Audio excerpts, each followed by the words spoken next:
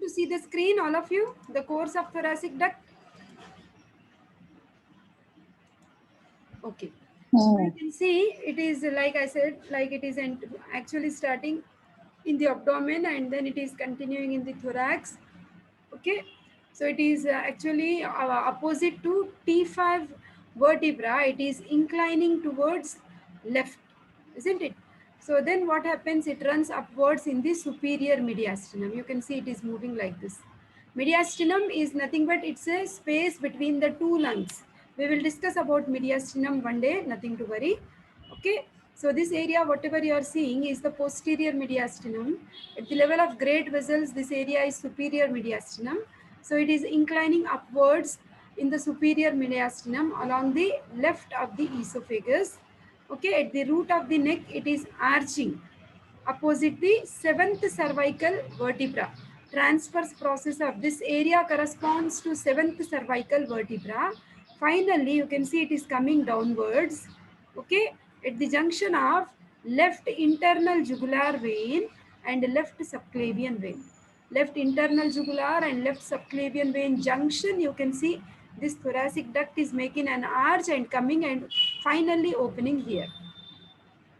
Okay, Niharika, is that clear? Yes? No, ma'am. Yes, no? No, ma'am. This is all relations, beta. See, thoracic duct, basically it starts in the abdomen. Abdomen. It has highly beaded appearance because it has all valves. So the place where it is starting is, this is cisterna chyli. This area is called as cisterna chyli. When you check the vertebra level, this is at the level of T12. That means when you count T1, T2, T3, T4, T5, T6, T7, T8, T9, it corresponds to 12th thoracic vertebra. Okay. We know we have a partition between thorax and abdomen. What is the name of that partition? Diaphragm. Diaphragm. So in the diaphragm, we know we have three major openings. One of the opening is aortic opening. In the aortic opening, thoracic duct is also moving up. Aortic opening ఉంది కదా, ఆ opening నుంచే thoracic duct కూడా పైకి వెళ్తుంది. Okay, initially ఇది right side ఉంది beta. ఇది రైట్ ఉండి T5 దగ్గర ఇంక్లైన్ అయింది, వంగి ఇట్లా రైట్ సైడ్ కి వెళ్తా ఇట్లా, ఇది ఈసోఫేగస్ అనుకో, రైట్ బార్డర్ ఆఫ్ ఈసోఫేగస్ దాని వెనుక నుంచి వెళ్ళి ఈ బ్లడ్ వెసల్స్ కి వెనుక నుంచి వచ్చి it is coming and it is opening at the junction of ఈ టూ వెయిన్స్. ఏంటివి? Left internal jugular and left subclavian vein ఇక్కడ ఓపెన్ అయిపోతుంది. That means the lymph which is collected from all parts of the body is also finally draining into the like superior vena cava beta through this system. Okay, because again this internal jugular vein, subclavian vein will join to form the left brachiocephalic vein which will open into superior vena cava. So this is the story beta. The remaining things you need to actually practice the diagram. You need to memorize certain things beta. Okay. At least yes. Yes, ma'am. Okay. Sure. Yes, ma'am. I understood. Okay, beta. So this is the diaphragm and this is the aortic opening. Through the aortic opening, like our thoracic duct also has moved from the abdomen. It has moved into thorax and it has moved on the left side and it is opening at the junction of internal jugular and subclavian vein like this. Okay, that's it. So this is our textbook picture. You need not draw those complicated pictures. You can stick to this very simple picture. Starting point of thoracic duct, you call it as cisterna chyli. You draw beaded appearance because it has many valves inside.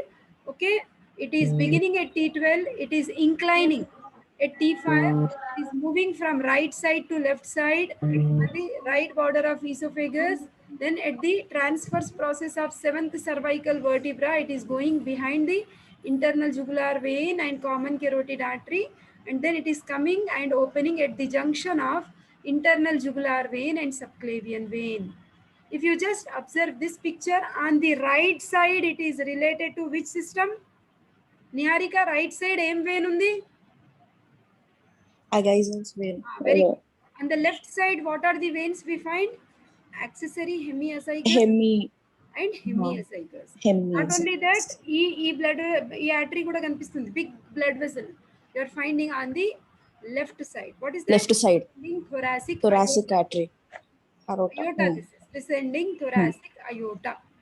Okay, so this is a very simple picture. If it comes as an essay, you draw this picture and give the story in your own words. Okay, so now when you talk like what may be the relations, we have aortic opening, no, at the T12. Along with aortic opening, cisterna chyli, thoracic duct is opening, and also azygous vein is also passing. Both are using the aortic opening channel. Okay, so in the aortic opening, it is related to this ligament, this round area. This ligament is called median arcuate ligament. Niharika, ఇక్కడ Yes, ma'am. దీని relation ముందు ఈ ligament ఉంది అని. ఇది పీకేసినాం అనుకో, thoracic duct వెనక ఏముంది? Posteriorly the thoracic duct is related to 12th thoracic. 12th. Okay, right side ఏముంది? ఎప్పుడైనా అనాటమీలో relations, every time in anatomy you should know relations. On right side we have azygous vein, and on the left side we have aorta. This we have seen here also. On the right side we saw azygous vein, and on the left side we saw thoracic aorta. Okay, in posterior mediastinum, again this is all list, all memory beta, and of course understanding also. You need to have so much of picture of anatomy in your brain to recollect so many things. That's why I keep many pictures in my PowerPoint. So in posterior mediastinum, basically we will study mediastinum, no? Whatever structures you study in posterior mediastinum, you can write as relations here. So anteriorly it is related to, like posterior, just you write diaphragm and esophagus. Okay, in the posterior mediastinum means behind the lungs, whatever area is there, behind the heart and behind the lungs, whatever area is there, that area is posterior mediastinum. So there our thoracic duct is anteriorly related to diaphragm and esophagus. Only these two words you try to remember. Posteriorly, obviously it will be related to thoracic vertebra. Okay, then also this azygous, hemiazygous, accessory hemiazygous, right side azygous, left side the descending thoracic aorta. These are simple relations which we already know. Okay, superior mediastinum, I told you at great vessels paina unna mediastinum ni superior mediastinum antunnam. Now this is our thoracic duct. Anteriorly it is related to this arch of aorta. Only one part you remember enough. Posteriorly, if you remove all these, behind thoracic duct you will find vertebrae. Which vertebrae? 4 thoracic vertebrae. Okay, on the right side it is related to esophagus, and on the left side it is related to left lung and left pleura. Obviously this is the side of the thoracic cage, no? This side it has left lung, left pleura. On the right side it is related to this esophagus. This tube is esophagus. Okay, because it has come as an essay beta, this much information is mandatory for you to write and get 15 marks. Okay, see here beta, at the root of the neck, see anteriorly, this picture we have kept when we were doing thyroid gland also, if you remember. We have taken the section at 7th thoracic vertebra, same section. We have 2 tubes, trachea, esophagus, and this is carotid sheath with carotid contents. Medially we have common carotid artery, laterally we have internal jugular vein, posteriorly we have vagus nerve, right? And this condensation of deep fascia of neck is nothing but carotid sheath. Now this is like, see here at the root of the neck, this is right side and left side. Obviously our thoracic duct, which is shown in violet color, so it is related to anterior to this thoracic duct we have carotid sheath with its contents. Posteriorly, whatever labeling you are finding vertebral artery, you are finding sympathetic chain, you are finding vertebral vein. Okay, clear Niharika? Yes, ma'am.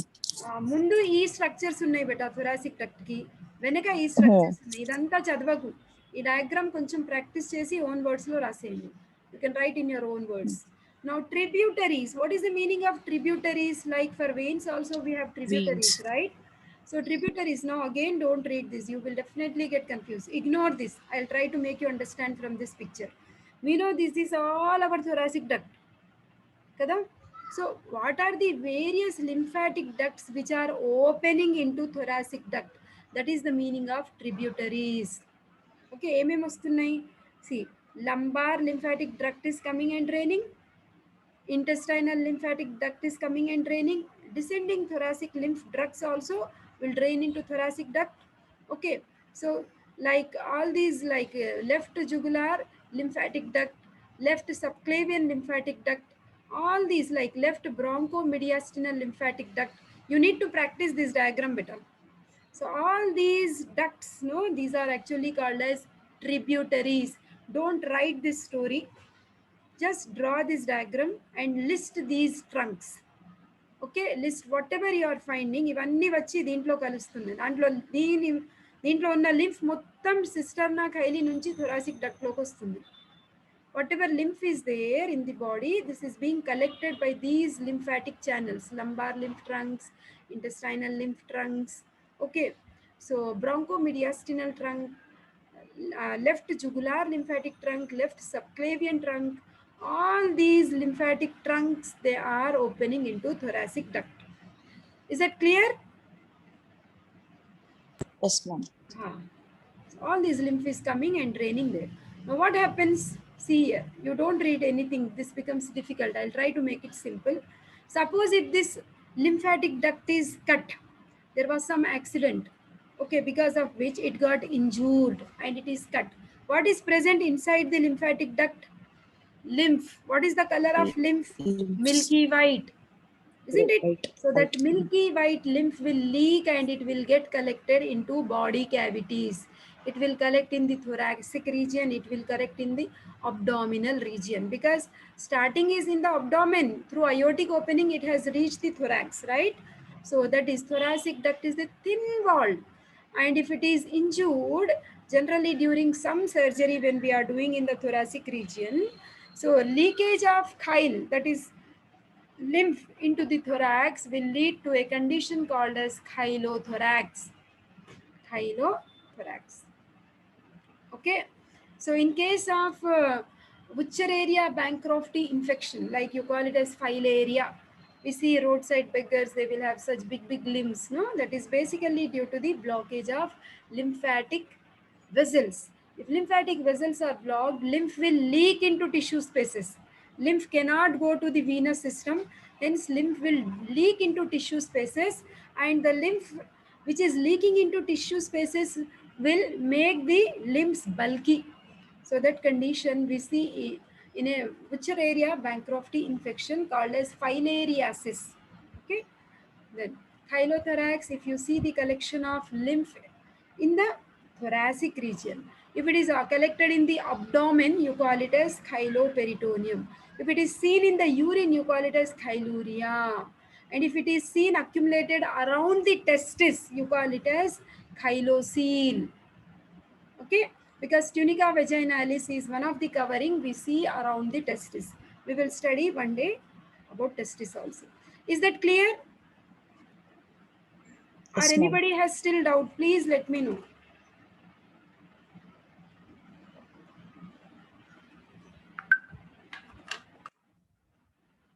If you want me to explain this, any point of this. Okay. So ankle joint also, though it has come here for short note, we can't say, even it can come as an essay question. Okay. So an ankle joint, first of all, you should know the tarsal bones to understand this. I'll try to see if I have a good picture of tarsal bones. Okay. See, tarsal bones, whatever I'll. So what are the various bones you are seeing here? See here, we'll take the help of this picture. This is calcaneum. These bones I told you when I was doing arches of foot also. Don't say again, no ma'am, yes, okay. I want yes answer, keep studying. Okay, calcaneum, this is talus, this is navicular, these are cuneiforms. medial cuneiform, intermediate cuneiform, lateral cuneiform, and cuboid bones. Cuboid. Between these bones, like see, inferior aspect of the tibia and fibula and superior surface of the talus will participate in the formation of ankle joint. Okay. See.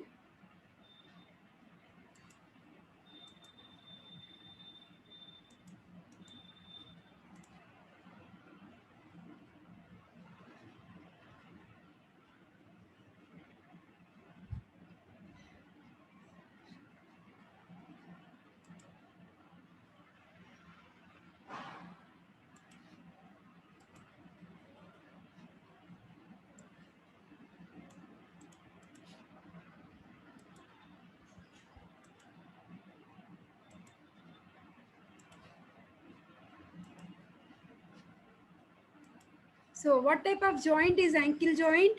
It is uniaxial, modified, synovial hinge joint. What is the other hinge joint we have seen? Elbow joint is also hinge joint. Okay. Now, coming to proximal articular surfaces. Don't read anything, I'll tell you. See, this bone on the medial side is tibia. This bone on the lateral side is fibula. And this bone is talus. So between these three bones, we will see the formation of joint. So inferior articular surface of the tibia, okay, and medial articular surface of the fibula, and superior articular surface of the talus. So these are the three bones which are participating. See, lower end of the tibia, medial malleolus of the lateral malleolus of the fibula, and superior surface of the talus. So they articulate to form this tibiofibular mortise, proximal tibiofibular mortise. That is, no, proximal articulations. What are we finding? See here, inferior transverse tibiofibular ligament. See, what is inferior transverse tibiofibular? If you see, what is the name of this bone? Tibia, medial bone of the leg. This bone is lateral bone of the leg. Connecting tibia and fibula, there is a ligament. Okay, because it is seen down, lower down, you call it as inferior transverse tibiofibular ligament. Only one point you can remember. Okay, so the proximal articular surfaces tip of the lateral malleolus lies 2 centimeters below that of medial malleolus. Okay, so this is tibia bone, this is medial malleolus, this is lateral malleolus. They are not in the same line. See, lateral malleolus is lying 2 centimeters below the medial malleolus. Okay, then distal articular surface. I told you which bone we have down. What is the name of this bone? Talus. Talus. Superior trochlear surface of the body of the talus. This area is participating. Superior trochlear surface of the body of the talus is present inferiorly. How is this? It is concave from side to side. Okay, only these points you remember. Enough better. Lower points you can ignore. Articulating surfaces, we know like any other joint, whether it was shoulder joint, whether it is knee joint or ankle joint or whatever joint, the articular surfaces are covered with hyaline cartilage. Okay, and we know any joint outside covering is fibrous capsule. Inner lining of fibrous capsule is synovial membrane. Inside synovial membrane we have synovial fluid.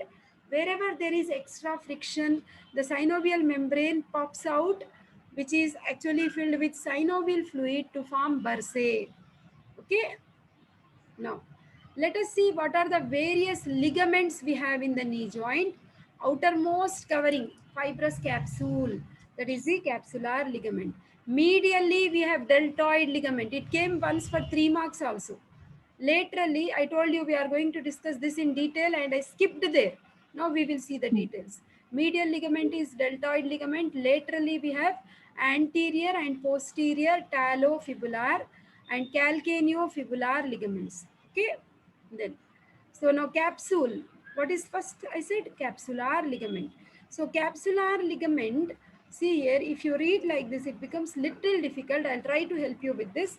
See, the margins of the lower end of the tibia and the margins of the medial malleolus and the margins of the lateral malleolus will give superior attachment of capsule, and the margins of the superior part of the talus bone gives attachment to inferior part of the capsule. That means margins of the articulating bones will give attachment to capsule. దీని margins Mm. పైన ఉన్న bones margins కింద ఉన్న bone మార్జిన్స్కి capsule attach అయి ఉంటుంది. క్యాప్సూల్కి ఉన్న పైన థిక్నింగ్సే ligaments. Whatever you see inside the capsule is synovial membrane. See, capsule is thin, it is thin in front and behind, and it is thickened on right and left lateral sides. Okay, above, where is it attached? Tibia and fibula, periphery of articular surface. Below, where is it attached? Peripheral margin of trochlea. Enough. Okay, above bones tibia, fibula, below bones trochlea. Margins and margins, you remember that much only. What is the lining inside of capsule? The lining inside we have is Sign. synovial membrane. What is the Membrane. function? It secretes synovial fluid. Fluid. Okay, now see here, medial ligament, very very important ligament. Deltoid ligament, it itself can come as a short note also. It is a strong triangular ligament. It has two parts. The part which is seen just below the skin is the superficial part. If you just cut this part deeper inside, we have deep part also. Now, when you talk about deltoid ligament, the superficial part, see, from where till where, don't read anything. You just try to observe these pictures. You will see automatically. Please don't read anything. This I'll try to make you understand. First, we should know the names of bones. This is tibia. This is medial malleolus. This is tip of the medial malleolus. This complete bone is talus. Talus, we know this is navicular. Navicular. This is calcaneum. Okay. Now let us see the extensions. Posterior tibiotalar. This one. That means between the tibia and talus bone. That is behind. That's why you use this posterior tibiotalar ligament. That is one of the component of deltoid ligament. Then tibiocalcaneal. That means between the tibia bone and calcaneus bone, this connection you call it as tibiocalcaneal ligament. Okay, then tibionavicular, that means from the tibia to the navicular bone, we have tibionavicular. Then we have anterior tibiotalar, that means between the tibia and talus bone. Tibia and talus bone, you call it as anterior tibiotalar. Because it is seen in front, you call anterior. If you see it behind, you call it as posterior tibiotalar. So these are the four components of deltoid ligament. You can write in your own words, draw a rough picture and show. You will get full on full marks. If it is for 5, you will get 4.5. If it is for 3, you will get easily 2.5. Don't expect full on full. 5 and 5, 4, 3 on 3, 15 on 15. You forget in your intermediate only, in your schooling only. Here, passing itself is a great thing. Distinction is something which is very beyond. Examiners will not have that much soft heart to give you poor marks. Okay, so don't expect much. If we are passing first class, yeah, feel very happy. You are very genius. Okay, so deltoid ligament. Now, once you are done, see here, medial ligament. What is the another name of deltoid ligament? It is also called as medial ligament. Okay. So don't give these details, like you can read and write in your own words. Like on medial side, we have deltoid ligament. Similarly, on the lateral side also, which bone we have? Fibula. So, and there is connection between the fibula and we have calcaneum and talus. So, just a minute better. See here on the lateral side, the connections you call it as lateral ligament of ankle. So in the lateral side, what are the anterior talofibular? That means talus and fibula. This connection you call it as anterior, like talofibular. And then we have calcaneofibular.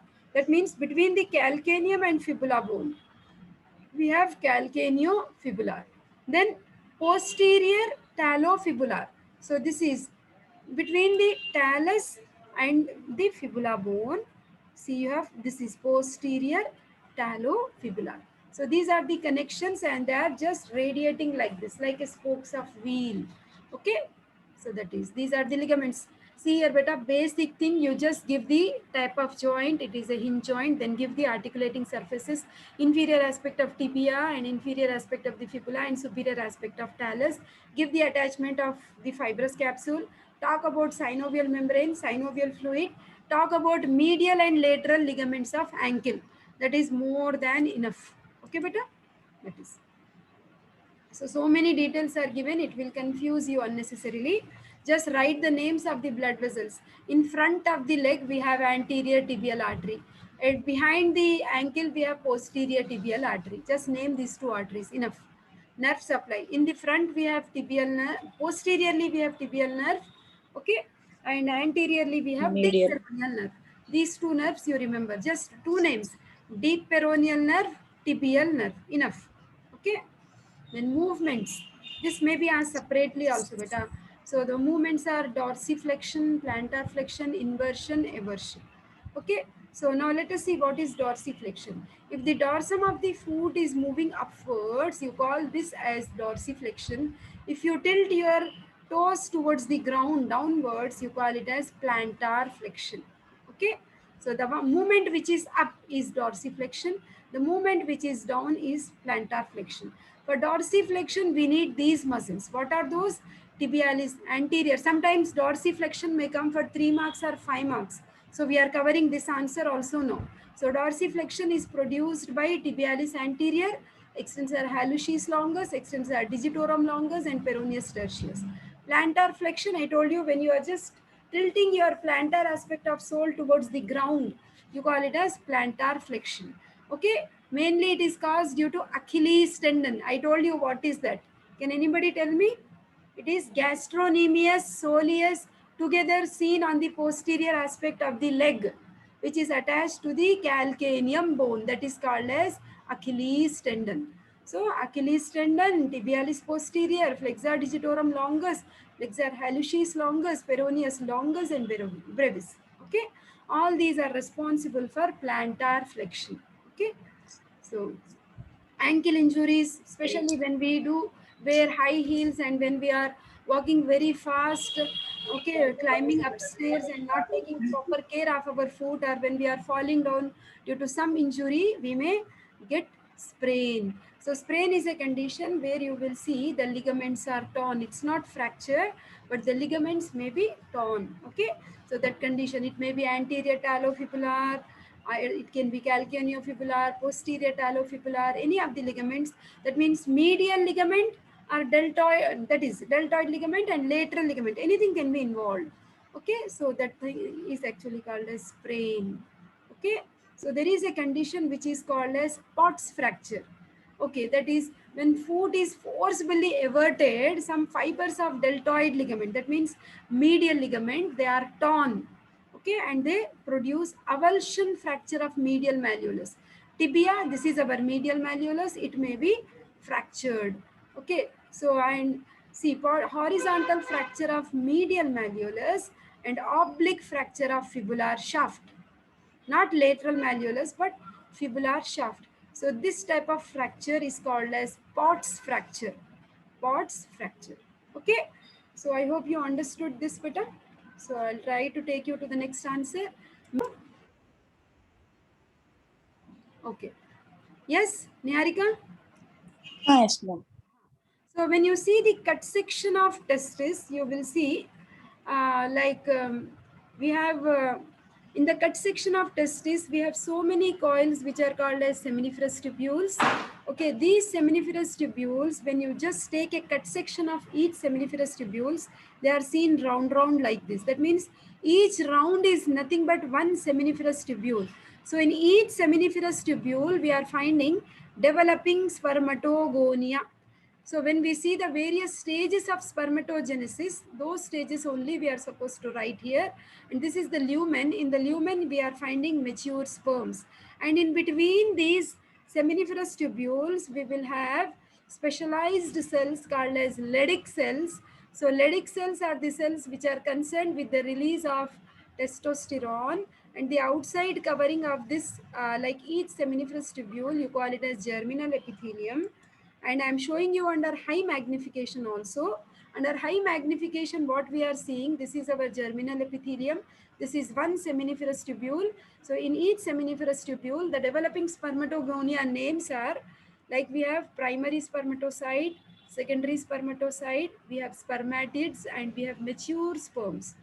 First, spermatogonia type A, spermatogonia type B, primary spermatocyte, secondary spermatocyte, spermatids, and mature sperms. So, mature sperms will be seen towards the lumen.